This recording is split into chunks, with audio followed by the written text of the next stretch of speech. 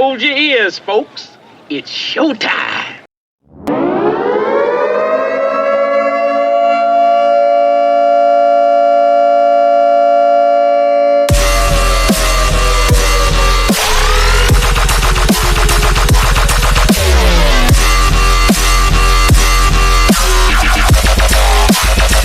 Welcome to the motherfucking utterly pointless podcast.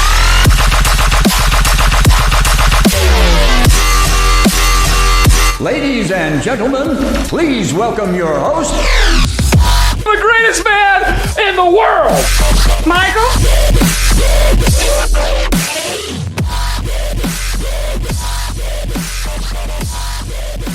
Hey everybody, welcome to the show.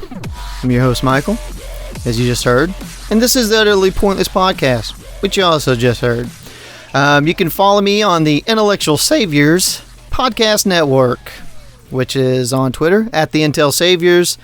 We have our other shows, of course, the Intellectual Saviors, my other show I do. It's a politically based podcast. Be sure to check that out. And also my buddy Eric's show, the Totally Worthless Podcast, which is random like this, probably deals more with gaming and things of that nature. Now, I'm going to try something. I had an old show I did with a friend of mine named Brad a couple years back, and we called it Bropocalypse. We did about 27 episodes of it, and I recently had someone, I've had a couple people do this, but recently again it came up where they wanted us to put these shows back out there. Of course, Bropocalypse is dead and buried, and it's fucking rotten in the ground now. But I thought I had managed to save most of the shows, but unfortunately, fucking Brad deleted all the shows off of the site, and we didn't have any backup on it, and I only had like 9 of the episodes saved down. But of course, if you listen to this, if you're one of the fucking handful, then you know that I have had a tendency to skip a week here and there. So I think what I'm going to try to do eventually, when I know I might take a week off, maybe 2, you know, never know, something might come up, like my wife might give birth, because that's fucking going to be happening here in a few months.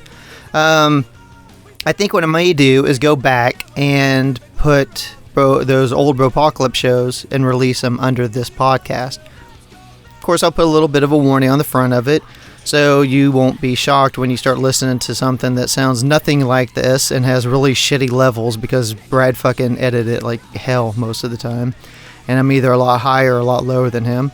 I'll try and remaster them a little bit, but like I said, I only have 9, so I don't have a lot of filler, so I'm going to have to start getting my shit together and fucking knocking this show out, you know what I'm saying? Can't be fucking around anymore. So of course next week, if I do a show, I probably won't, because like I said, this weekend is the big trip up to Memphis and Little Rock, which I'll give you guys the 2-minute fucking recap whenever I get ready to do the show again. So I want to get started. I listen to radio station, local station stuff on my way to work and usually at home at night. It's a sports station, which I know a lot of people are like, oh, sports, fucking power down. This sports station is not much about sports. It's a big fucking circle jerk. It's about maybe 50% sports. The rest of it is fuck off time. And in the morning, they do a segment where they always do crazy stories. And the guy that does it always looks for the most fucked up stories. And he did one, and I was like, this is an awesome story. This is one of the best stories ever. So I wanted to share that with you guys. I looked it up. And so that's going to come in a second. First, you guys just work with me here for a second. So I don't know if this has ever happened to any of you guys, but so a handful of years ago, it was like 6 years ago or so, I had a run with the bank, and I'll tell you, I was with Chase at the time, and like I had my debit card information stolen some way, and it was used to make charges. And, you know, call up Chase as soon as you see it. You know, you get a couple funky charges, like one from Ohio and one from Florida within like 6 hours of each other. And they'll let you know. They're really good about that.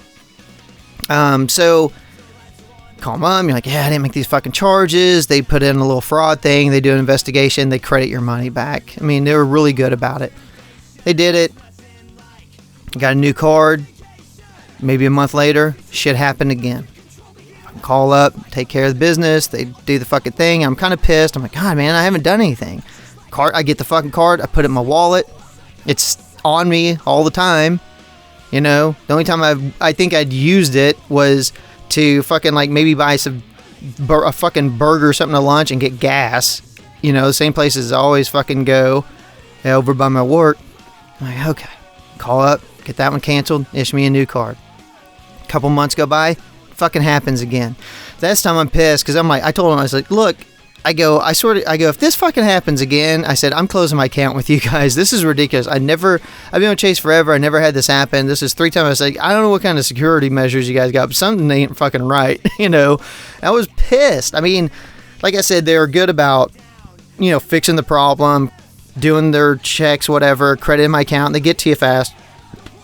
Fantastic. You know, I mean, I can't argue with that part of it. Just the fact that this kept happening. And I get to the point, like, when I got the third card, I didn't even want to fucking use it, you know? I'm like, I don't know, fucking, it just, you know, afraid to fucking pull it out in public. So, all that's beyond. And I haven't had any problems for, like I said, it's been about 6 years or so. Now, still have a Chase account, but my main account now is with Bank of America. So, we're about to go on this trip. I'm looking at some stuff. I always check about, you know, once or twice a week. I'll go look at the account, see, you know, make sure all the bills are paying out and everything. And, you know, no funny business. Well, I find some transfers on my account from my mobile account. So I tried to sign into it, and it's telling me, like, I put the password in. It's like, no, you're locked out of the account. I'm like, fucking locked out? What the fuck? And I'm just like, I'm like, okay, maybe because on the fucking phone, it's really easy to mistype, or, you know, you hit an extra digit, and as soon as you put it on there, it puts the asterisk, you know, so you can't see what you're doing. I'm like, okay. I was like, man, I only did it once, though. I shouldn't be getting the lock message. You know, usually you have to do it like 3 or 4 times. Go in, try and do it a couple more times.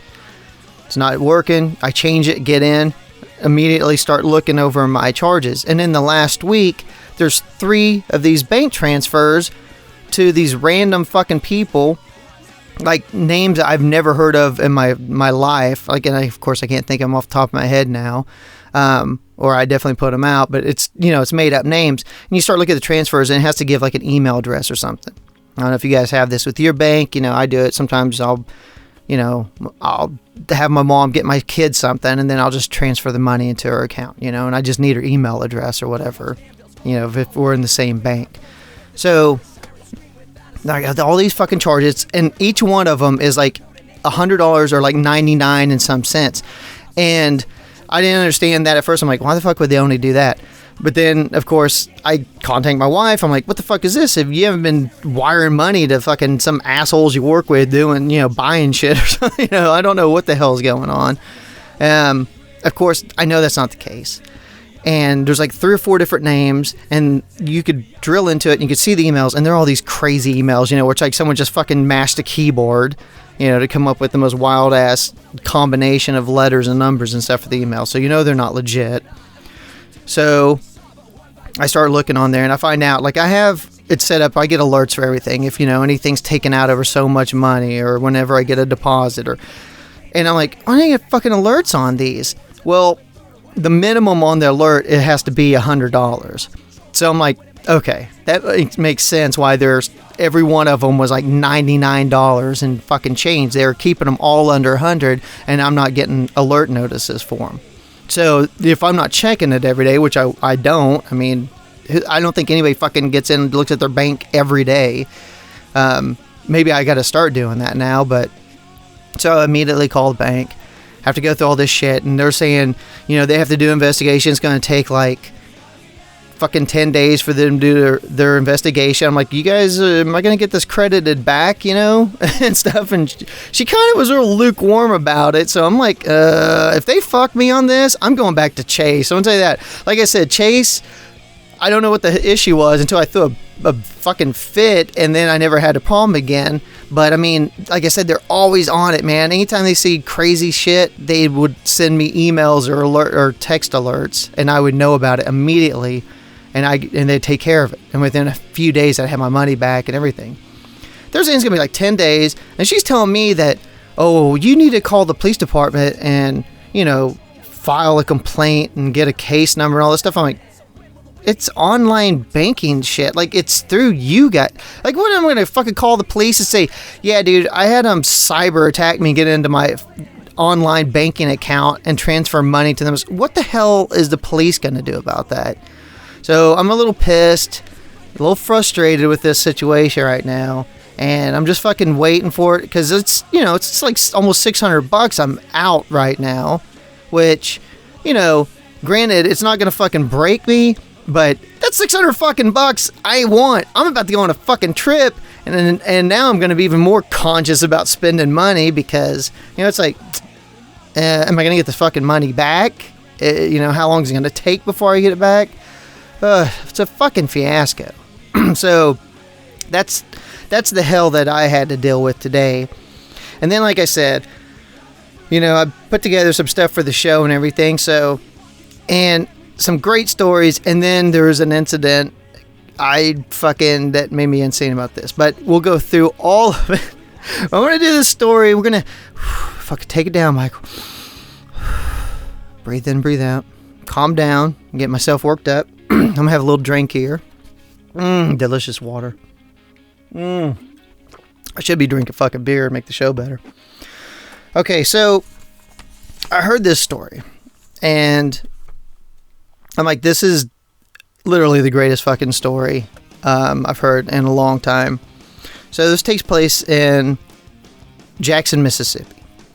So what it is there's a couple, and of course, you know, it's anonymity because confidentiality and stuff, but it got out like this fertility doctor at this clinic in Mississippi had a couple come in, and they're trying to take part in getting IVF done. I empathize with this because me and my wife were actually looking into this for a while because we didn't think she could get pregnant, but I guess it was just because I was pumping her so full of fucking jizz that my shit was so thinned out, there's no fucking substance to it. And then after, like I told my buddy, after marriage kicked in and we went from having sex like 3 or 4 times a week to like once a week, then she got pregnant. Yay. So they're trying to do this IVF, the in vitro fertilization program. So in order to do it, they had to take DNA samples to get a profile of genetics and everything. And they said that, so while the tech, or whoever handles this, lab assistant, is going through this DNA check, you know, like I said, to do the genetics, they realized that the profiles for both of the DNA from the father to be and the mother to be were very similar. And, you know, they said it's kind of shocking that they're so similar. And they got with the doctor, and the doctor looked at it, and at first he's like, well, you know, they're pretty closely right. Maybe it's first cousins. And let's be honest, this is Mississippi, so that makes a ton of fucking sense. You know what I'm saying? No offense if you're in Mississippi, but, you know, the chances are a lot higher you're going to be a cousin fucker if you're in Mississippi. That's all I'm saying. So they go back and they check these, you know, again, and the doctor's like, man, these are almost exactly the same. Like, these are way too fucking close. So he brings the couple back in, and he's talking to them, and he asks them, you know, when they're that he's like, hey, you know, I noticed your profiles are very similar, and he goes, what are your birth dates again? And of course they have the same birth date, and he's like, that's kind of that's a way too much of an anomaly. He goes, you know, your DNA samples are almost exactly the same genetic coding. They both had the same birth date from 1984. So basically what happened was, according to the testing, the doctor and them had discovered that brother and sister. And So it's like, this is completely unbelievable. And then what happens is I guess the way it happened, or they're saying, by the story is saying that, so, they're born twins. Evidently something happened with their parents. I guess, they were killed or whatever. And in a car crash, I think is what they said. And then they didn't have a close family. And so they were taken into state care, where they ended up getting adopted out to separate families. And then years later, they met at college together. So that's what they're saying. And I'm like, this is so fucking awesome. And the guy's telling it on the radio, and I'm just like, this is too good to be true. Because then here's the dilemma. Now they're married, and they're evidently trying to have a kid. If you find out, you're like, that's my sister? It's like, oh my God. At that point, it's like, fuck it. You just keep doing what you're doing, or you're like, fuck this shit, we're out of here. And you just get it fucking stripped, and you pretend like nothing ever happened, and you move on with your fucking lives. And I'm like, this is fantastic. Incest with the siblings. It's the greatest. And then Mississippi and everything else involved. It's too perfect. Well, the problem is, then I fucking decided I'm going to look it up, because I'm like, this is too perfect. And it took me a couple days, because there was nothing on it. Now, this story had popped up on a couple sites, and the one that it had originated from, if you pull it up, is the Mississippi Herald, which I don't think is a real paper now that I did some research on it. But they have a very legitimate looking site if you go to the Mississippi Herald. And what it is, they developed this fake story, and it got out and went viral enough where the story was shared on Facebook over like 35,000 times. And here's the thing about it.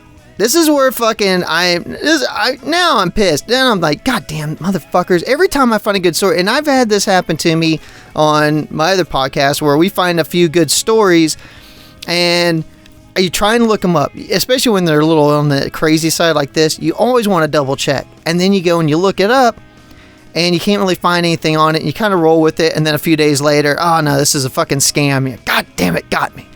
And it fucking infuriates you. And this is where fake fucking news comes in. This is where Trump is right. We got enough of this fake news shit, man. I was so excited for this story, and I'm like, God damn it.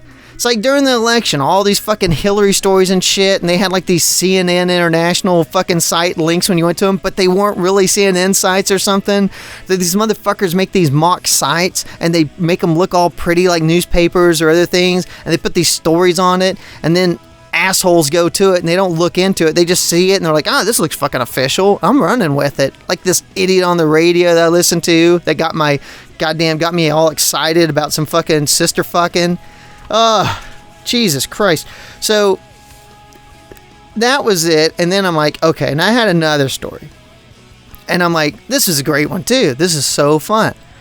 So this guy, 52-year-old dude in Nassau County, Florida, had to be taken to the intensive care unit after what happened was he was on like a 5-day methamphetamine binge, and evidently during his binge he kind of lost his mind a little bit or whatever, and he had a run-in with this woman that he was smoking meth with, and he pulled a knife on her and threatened her and shit, and then I guess that kind of dissolved, and she went to call the cops, and he kind of lost his shit, ran out.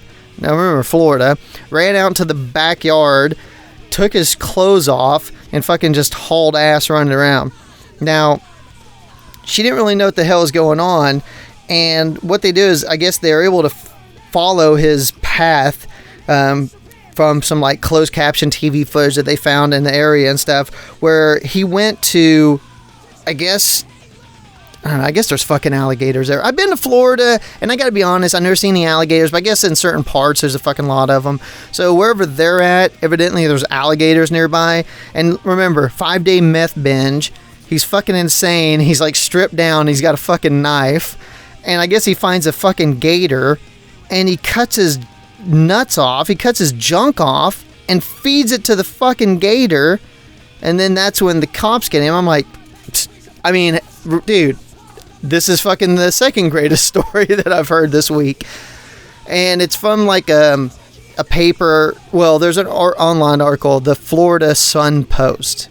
And then I, of course, look into that, and it's also a fake story. And I'm like, it's so disappointing. You know, I want to bring you guys some stories, and fake news, dude, it's fucking killing us. Enough with the fake news. There's enough crazy shit out there. I've seen Jerry Springer. I've seen Maury Povich. There's enough fucked up people out there to do stuff. We shouldn't have to be making up these stories. I guarantee you there's some fucking brothers and sisters in Mississippi banging each other. And I'm sure there's a meth head that's fucking cut his fucking ween off before. Maybe not fed it to an alligator, which really kicks the story up a fucking notch. I mean, at least in my opinion. So, anyway, very disappointed, man. I had all these fucking great stories, and then every one of them turns out to be goddamn fake news. And I'm like, I can't believe this shit. It's like, well, what am I going to talk about? You know, I want to do a show before I go, and it's like I don't really want to beat you guys down with bullshit. I mean, I had to vent on the fucking the money situation thing, because that just happened today, and so frustrating, dude. I mean, otherwise it's literally Easter stories, which is about a minute long, and I'd pass out and fucking hit my head on the table because it's so fucking lame, because nobody gives a shit about that stuff. But then there was some salvation. I did find a story, and I found it on a few different sources, and I'm not going to say that they're top-notch sources, but they have legitimate news on them. So, but they are known to be kind of trash too. However, this one actually had video clips. So, it's a show, and now I'm going to fuck this up a little, because like I said, I just saw this and it fucking made me happy, because I'm like, oh, here we go. I got actual stories. I got stories for the peeps. And I was very excited.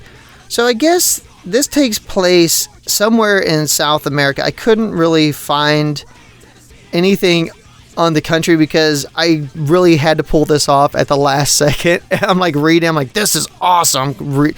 Fucking print, let's go. And then, of course, when I do the show, I've said this before, I don't really keep notes so much. I might write a couple bullet points down on things. That's why I sound like an idiot and I go off topic so much and I start rambling, and I forget, like where I was. And sometimes we leave out things that I really wanted to get to. But you guys listen to this manic bullshit, this rambling. So, hey, by the way, my boy Alex Jones, it ain't looking good for him. I'm not going to ramble. I'm getting back to the story. But, see, when I started the show, I'm thinking to myself, I want to do conspiracy stuff, but I'm going to be like the progressive Alex Jones that's not so insane and screaming and yelling about frogs turning gay and stuff. Very disappointed to see him in court this week, having to admit that he's just a performance artist and he really doesn't buy into half the shit he says. When I do stuff on the show, I do mean it. I am really this insane. So I just want to point that out right now. If I ever go to court, I'm fucked, because I'm just going to say right now, this is real me. This is my craziness. Anyway, so I don't know where this takes place, but I'm assuming it's South America. Like I said, I didn't watch the clips too much. I mean, I kind of watched them, but I didn't have the sound on because I was wanting to check out this woman, which in a minute you'll know why. So there's an episode of a show. It's called Casa Cerrado. It's like a reality TV courtroom show. So, okay, so this girl, Jennifer, who's actually a transgender, it still has her male genitalia. She claimed that this woman, Sylvia, who is suing her for killing her husband. All right? Now, I know right off the bat, you're like, whoa. Suing her for killing her husband. Will she be in prison? Okay, here's the thing. So, the thing is this. Sylvia's husband, Miguel, on his 60th birthday, was banging Jennifer, the transgendered.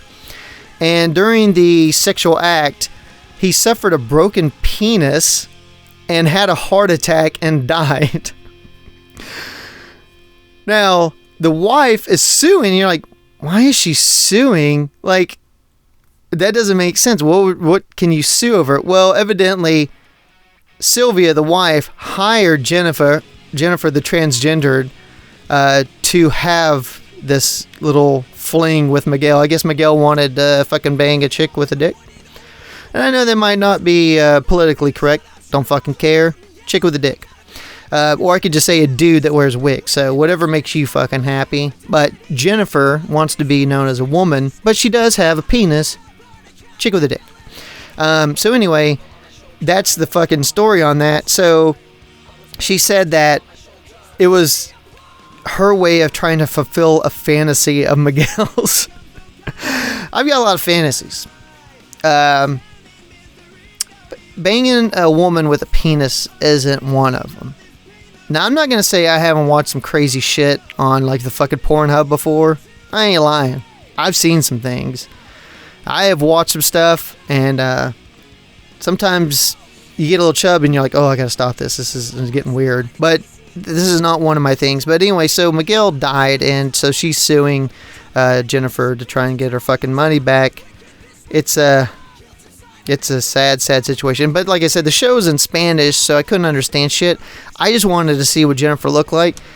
Jennifer is not the worst looking transgendered. Like, you could definitely pass off, she could pass off, you know, as an adequate woman. So it's not like a man with a wig, like some, or you like it, like Caitlyn Jenner, you know what I'm saying? Gross. But like, you see some of these, like, my wife watches all these fucking Thai shows and these, I guess she watches Laos too, like these different soap, and we've talked about this before. The Asians love the transgender thing. They've been doing this shit since I was like a kid. I mean, this is nothing new to them.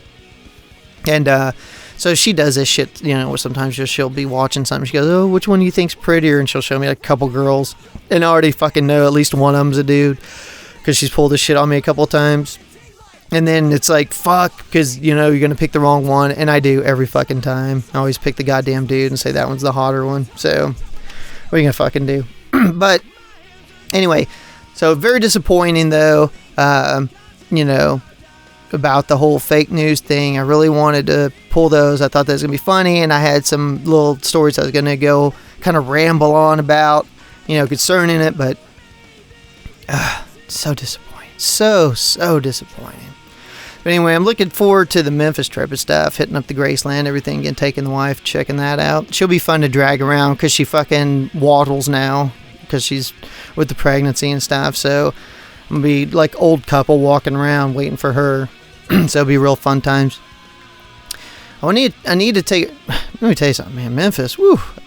Told the family, you know, at Easter, I'm like, yeah, we're going to take a trip to Memphis. They're like, oh, god damn. Be careful. I'm like, yeah, I know. I mean, I was thinking about maybe not this time, we don't have time, but doing Nashville again, because I've only been to Nashville once, and that's when I was like a kid. And Nashville's supposed to be like a happening place now. It's supposed to be like one of the fucking kick-ass places. I don't know, man. When I was a kid, like I said, I went there. Been to like the Grand Ole Opry, so, you know, that's pretty cool. We did like Opryland. Opryland is like, I guess, like Six Flags or Disneyland for like white trash meth heads or something, you know, yeehaws and shit. So we did that, and I don't even remember what else we fucking did, but anyway, god damn it, man. God damn it.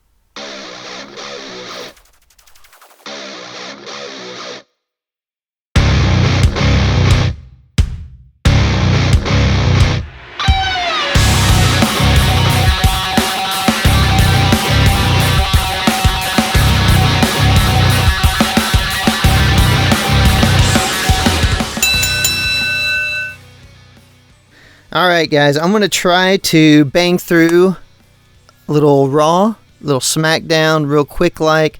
Hit some of the highlights of the show. If you missed it, try and fill you on a couple things. I know this is one of those things where I still haven't kind of decided 100% how I'm going to do the wrestling segment. Sometimes I just like to ramble on about things I see, but I think I'm going to start trying to do just a very bulleted recap and then throw in my little non sequiturs and shit in the middle of them. Raw was, I thought, a pretty terrible show this week. It had a couple big moments, but other than that, like, it started off good. Not the Braun Strowman coming out. That was funny, though. I mean, how he came out and huge pop and, talked about how Roman Reigns won't be showing up because he whooped his ass so bad and stuff, and everybody went fucking crazy. Because Roman Reigns is the face of the company and people love him so much. That was okay, whatever. Kurt Angle came out, confronted him, basically told him he was off the show for the night and he should be suspended. And then Braun kind of went back to the same thing that they did with Mick Foley, where he's like, fuck you, I do what I want, I'm going to be a part of the show, I'm going to wreak havoc in the back, which is what he did throughout the night. More on that. Moving on. First match was, I think, Jericho Samoa Joe. Solid match. It was kind of stupid to have Seth Rollins out there, I think, on commentary. Just let them have the match because he didn't get involved or anything. If you're going to be out there, whatever. They just wanted to have that little bit of interaction to start setting the stage for their match at Payback. So they had their little back and forth. Samoa Joe basically said, I didn't whoop your ass, hurt you the first time. Personally, I did it because it's what my job was, thanks to Triple H. But you beat my boss and you fucked his wife up and put her through a table, which he didn't. Triple H did, of course. And so now I'm going to whoop your ass because it's personal. And Seth Rollins said, yo, bro, fuck you. You messed up my leg. So now this is personal for me. Bam. And then this is where the show starts to go downhill in a hurry. So Miz comes out to do Miz TV. And, of course, here comes Dean Ambrose. And I'm like, why are we doing this? We just had Miz and Dean on SmackDown other than this little blow off between him and John Cena up until WrestleMania so they could have their mixed tag match. It was him and Dean for 3 or 4 months. It's like, we don't need this again. I don't understand the booking to it at all. So, I get it if they don't have... See, this is where they threw this superstar shakeup together, and I love it. I love the moving parts around. But having the pay-per-view, like Payback, and already having some of the matches scheduled, like the Randy Orton Championship, like the Kevin Owens Championship match, they are kind of in a holding pattern where it's almost going to be filler for the next month until after Payback. Then they can start setting the stage for the shows. So until then, they're kind of in scramble mode. You can tell they've got pieces they've moved around, and they don't really have a clear, objective for them. And that's the way it is with Dean now and The Miz. And if they're going to have them feud again for the next month or so, that's a fucking fast forward for me every time. I'm done with it. Like I said, Dean Ambrose bores the shit out of me, and I think The Miz was better suited on SmackDown. I think he got a lot of good heat, and I thought next to AJ, he pretty much carried the show over there. So bad move, coach, putting him in there. Next up was, let's see, big part of the show was the women, where they had the number 1 contenders match. Pretty much, I think it was kind of a given when they brought him out. Like, I think you knew that Sasha Banks, I think it would be terrible for her to win. I think she was going to win. Mickie James wasn't going to win. You knew it was pretty much going to be Alexa Bliss or Nia Jax.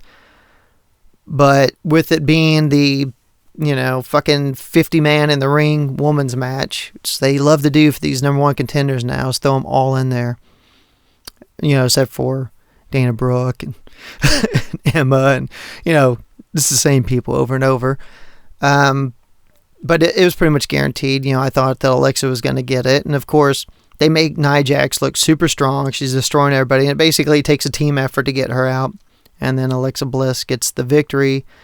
and now she's the number one contender going into Payback.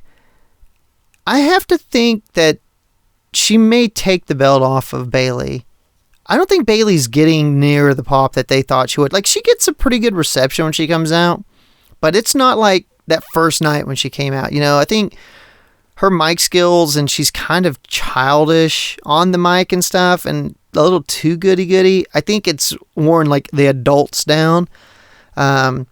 Kids still love her. Young ones love her. And I'm not saying people have turned on her. I think people have just kind of grown indifferent to her. You know, it worked better in NXT, I think, than it's working on the main roster.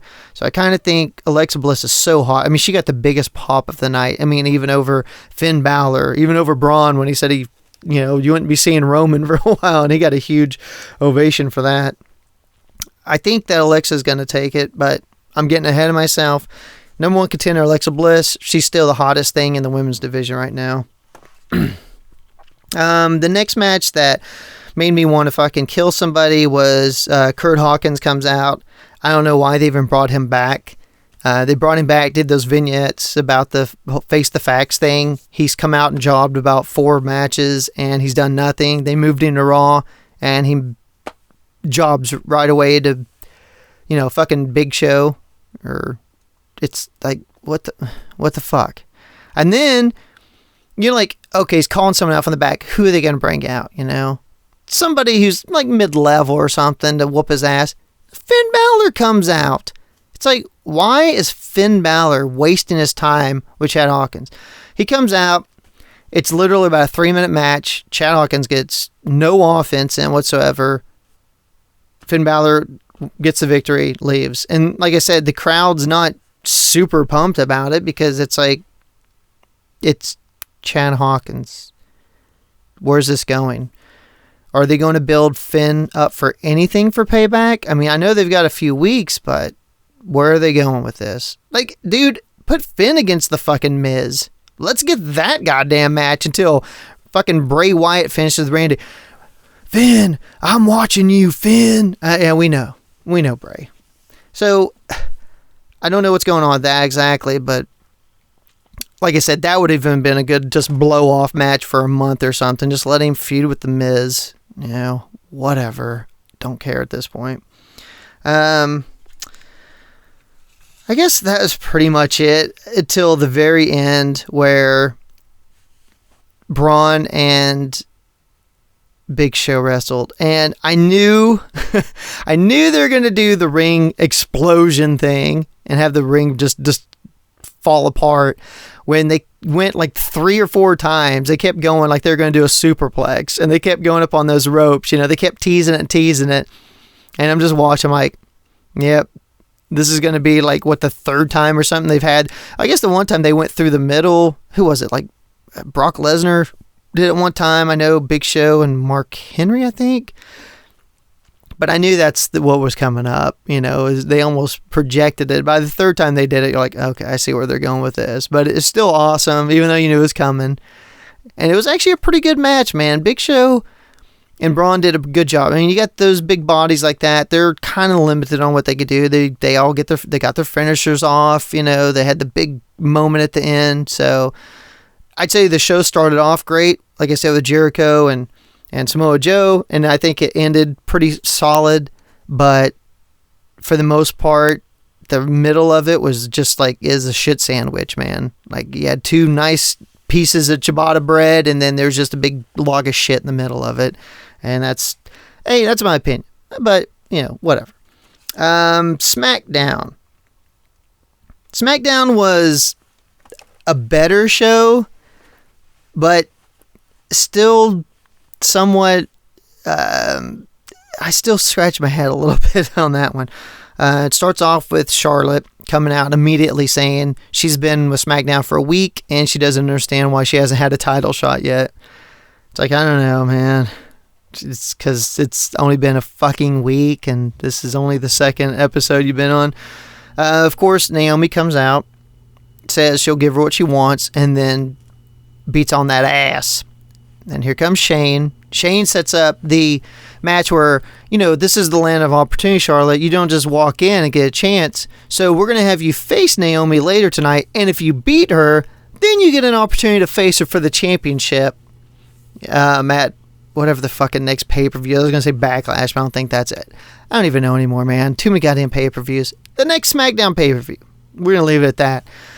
And I'm like, well, if she's good enough to beat her, then let's just make it a championship match tonight. I don't really get it, but that's how we do things.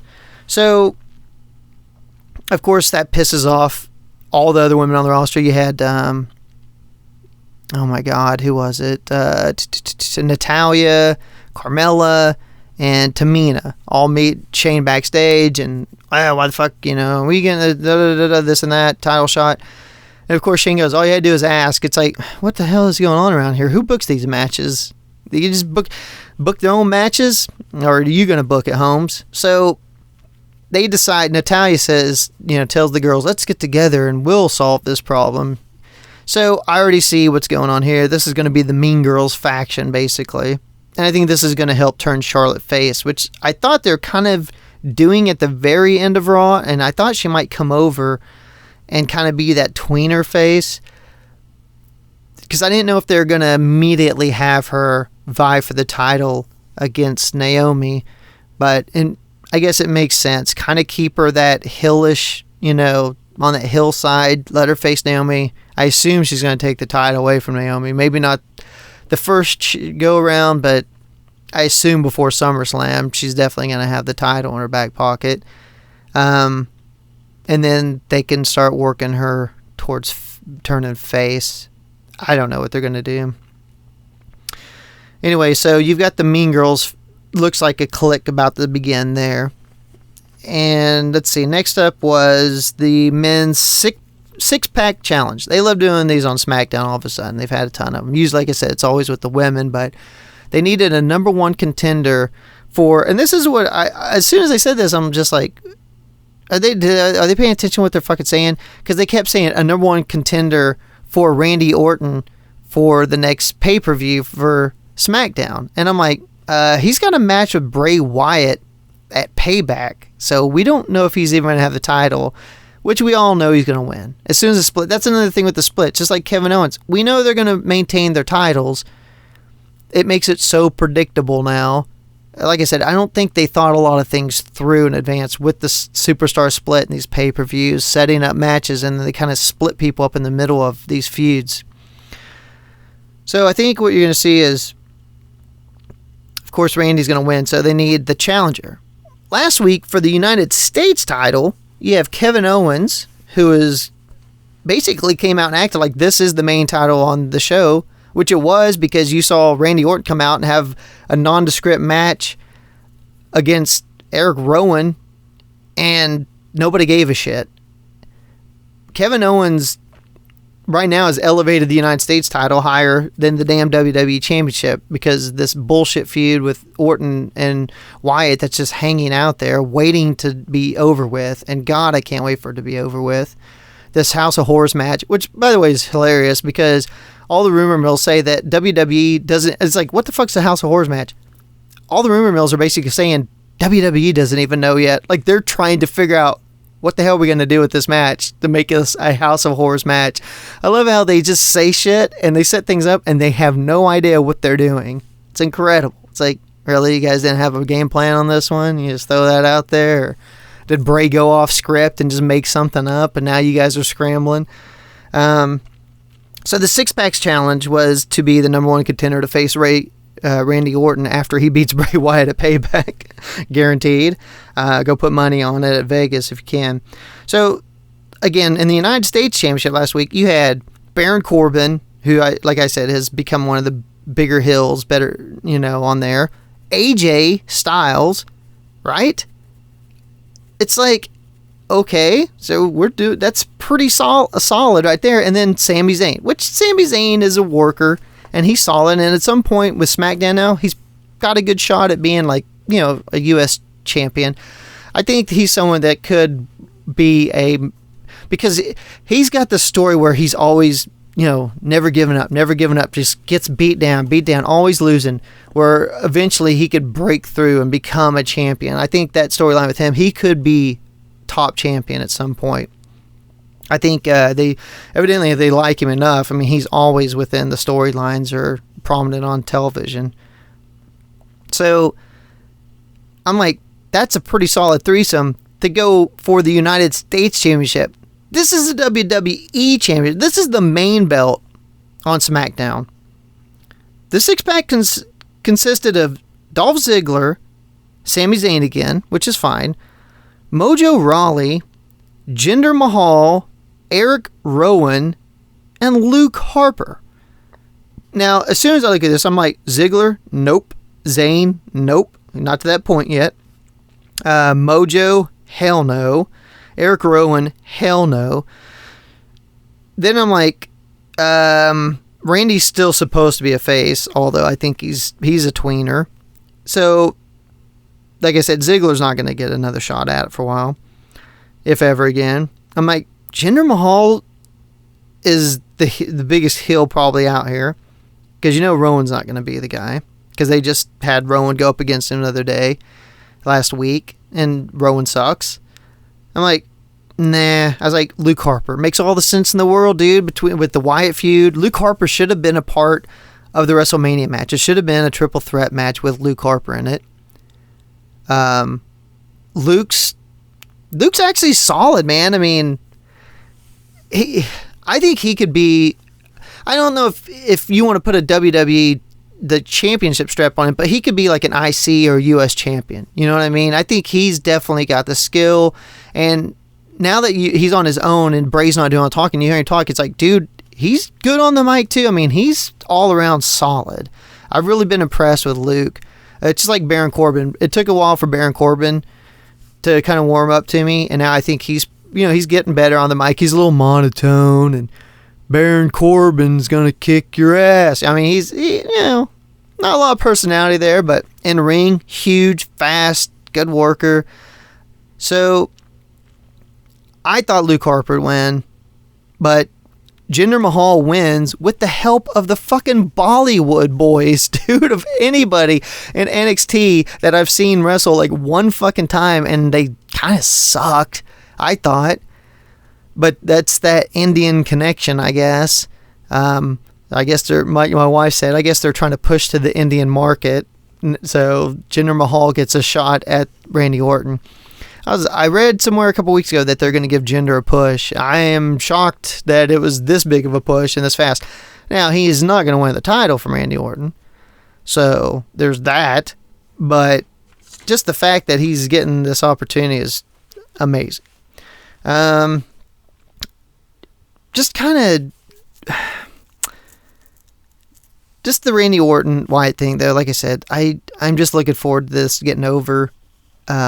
So, like I said, they could start working something out with Randy Orton, because I think the whole Bray Wyatt Randy Orton thing, they drew it out. I thought it was building up. I'm like, man, this could be really good at WrestleMania. And it was probably the worst match on the card. And now with the brand split and them even moving Bray over, it's like, this has been just the most ridiculous thing. Total fucking waste. Moving on. So then we get our Charlotte Naomi match. I gotta say, I like Naomi. I think she's okay on the mic. I don't think she's great. And I think she's got a ton of skill and athleticism in the ring. I think she's kind of, ain't bad either. Ain't bad looking either. And she can make some things happen. But the problem I always see with her is she's never been in any huge matches, really. And I know she's got the title on her and she's had a championship match and stuff. I get it. But one-on-one huge matches, I haven't really seen it. And she has a tendency to, I wouldn't say completely botch moves, but she could kind of, I think she gets moving. Sometimes she doesn't pace herself correctly. And you could definitely see during this match, there's a few times, like I said, my wife will lay next to me, I'm watching, and I point stuff out to her, even though she's not really fucking paying attention. She's watching her goddamn lady, baby, man fucking tie shows. But I had to point out a couple times where, there's points where Charlotte had to save her because she went to do some moves and didn't really get the positioning right or didn't get the motion right, and Charlotte had to kind of go into the moves and really help her, and it kind of saved it. So it turned into a good match, but there's definitely, they need to work on a little bit before. see, here's where they're giving Charlotte a title match next week on SmackDown, which this is what I kind of want to get into. So she, of course, won, number one contender. So you're like, she beat her. Let's just put the title on her because she fucking already won. But no, that was just to give her a chance to face her again for the belt. Makes no sense. And I thought there might be interference in this match with those broads, Natalya in the fucking Mean Girl group. But they didn't mess with her. So my assumption is that's where we're going to see him next week, where Charlotte's going to have an opportunity to win the title, and then broads is going to come out and they're going to fuck with her, mess that shit up. So that could turn into another fucking 15-way at the next pay-per-view, because they, like I said, they just can't do one-on-ones on SmackDown with the women. It's highly frustrating, but we'll see. But I'm calling it right now. There'll be interference next week that cost Charlotte the match at the hands of Natalya and what's the fucking oh my god, what's the douchebag with Carmella? Ellsworth, that's the couple name now, Carmellsworth, and Tamina, which, like I said, still weird seeing her back because she's been off the air for like a year. Let's see, finishing out. Let's see, I'm trying to think. Finishing out the show was Corbin and AJ match. Really good match. Kevin Owens was at ringside. This was based on last week where, AJ won by beating, he pinned Sami Zayn, and Baron Corbin's like, gets in his face earlier in the show and is like, hey, you didn't beat me, motherfucker. You beat him.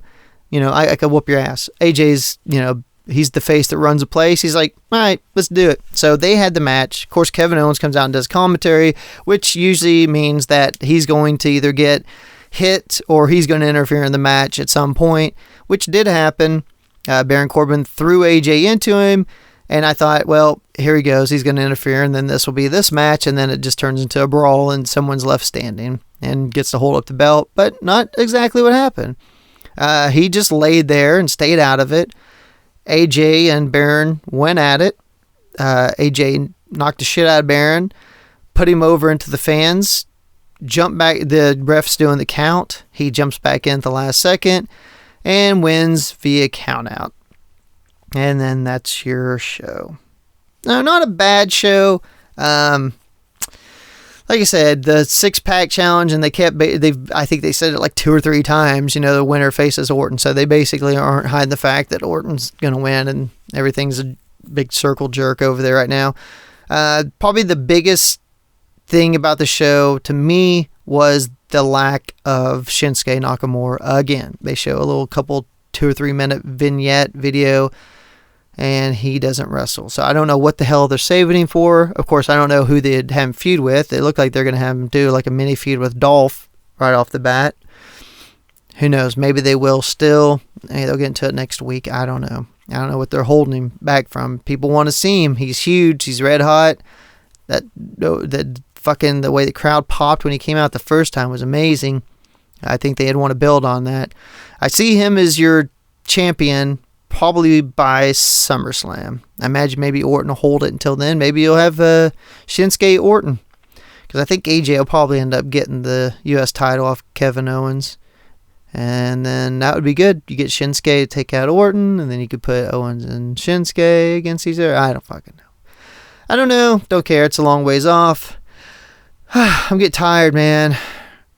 Got a hard day ahead of me tomorrow, and then off for the long weekend. Good times. So, again, just want to say thanks you guys for listening. This is all I got, which wasn't much. And I know if you don't like the wrestling part of it, then you only got about 20 minutes of solid gold. But if you're still with me, you're fucking awesome. Start watching some wrestling. Tweet it to me at the Intel Saviors on the Twitters.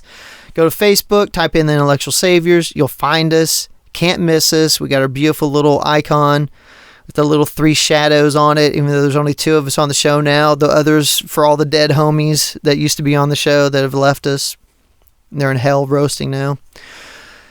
So do that. Go to iTunes, look up the Utterly Pointless Podcast, this wonderful show you listen to now. Rate, comment, and do that with Intellect Saviors, and also do that with the Totally Worthless podcast. Goddamn, fuck Eric for trying to steal my name of this show and change it up. Damn him. Definitely rate and comment his. Only 1-star ratings, and call him a piece of shit ginger and say some horrible things about his fucking mother. And go fuck yourselves.